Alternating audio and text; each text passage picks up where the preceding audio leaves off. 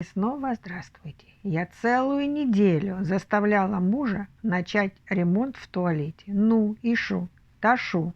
Сегодня он повесил на туалете объявление: туалет закрыт на ремонт, и ушел в гараж.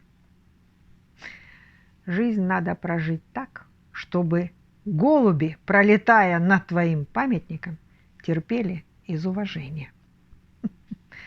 Когда я говорю своему мужу, что мы с ним вместе навеки, он начинает плакать. Он у меня такой ранимый. Улыбайтесь.